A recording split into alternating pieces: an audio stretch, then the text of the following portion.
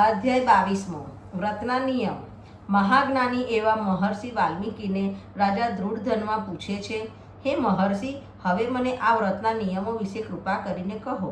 મહર્ષિ વાલ્મીકી બોલ્યા, હે રાજન, આ વ્રત કરનાર ઘઉં, મગ, ઘી, ખાંડ, ચોખા, કેળા, સફેદ અનાજ, જવ, તલ, વટાણા, કાંગ, કંદમૂળ, કાકડી, સિંધવ, દહીં, દૂધ, ફણસ, આંબો, હરડે, જીરું, સૂંઠ, આંબલી, સોપારી, આમળા અને ગોળ વગેરે હવિષ્યાત્ન અને ફળોનું ભક્ષણ કરવું।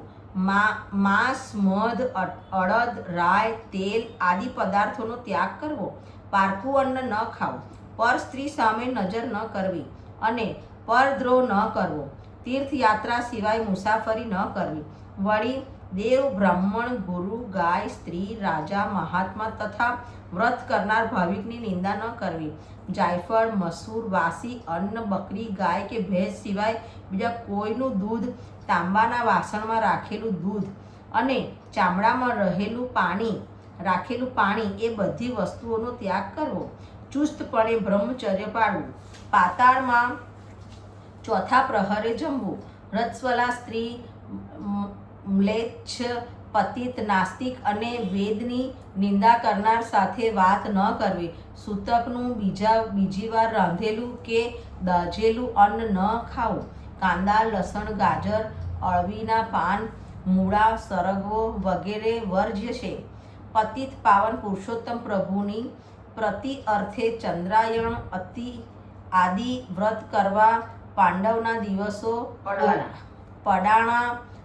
પડવાના દિવસે કોરું, બીજના દિવસે રીંગણ, ત્રીજે પુષ્પનું શાક, ચતુર્થે મૂળા, પંચમીએ નીલું, છઠ્ઠે તરબૂચ, સાતમે સર્વ ફળોના શાક, આઠમે આમળા, નવમીએ નાળિયેર, દસમે દૂધી, 11મીએ પંડોળું, 12મે બોર, 13સે કાળા રીંગણ, 14સે વેલના શાક। પૂનમે પાણીમાં થતા શાકનો ત્યાગ કરવો। રવિવારે આમળા ન ખાવા। જે વસ્તુનું નિયમ લીધું હોય એ વસ્તુ સુપાત્રને આપ્યા પછી જ ખાવી। શક્ય હોય તો આખા માસમાં ઉપવાસ કરવા। તેમ ન બને તો માગ્યા વિનાના દૂધ પર રહેવું। ફળાહાર કરવો। પ્રાતઃકાળે ભગવાન શ્રી કૃષ્ણનું સ્મરણ કરવું અને નિયમ પાળવાનો દ્રઢ સંકલ્પ કરવો। આ માસમાં અત્યંત ભાવપૂર્વક શ્રીમદ ભાગવતનું સ્મરણ કરવું। બને તો 1.25 લક્ષ તુલસી દળથી શાલિગ્રામનું પૂજન કરવું। આ માસમાં વ્રત કરનાર ભાવિકને સ્વયજ્ઞનું ફળ મળે છે। યમના દૂતો પણ એનાથી ડરે છે। આ વ્રત કરનારને આધિ, વ્યાધિ અને ઉપાધિ નડતા નથી। તેનું દારિદ્ર્ય દૂર થાય છે। સુખ સંપત્તિ વધે। સંતાન તથા યશ પ્રાપ્ત થાય। ભૂત, પ્રેત, પિશાચ, વંતરી, ડાકીણી, શાકીણી અને પાસે ન આવે અને મૃત્યુલોકના અનેક સુખ ભોગવ્યા પછી એનો વૈકુંઠ લોકમાં વાસ થાય છે। જય પુરુષોત્તમ પ્રભુ કી જય।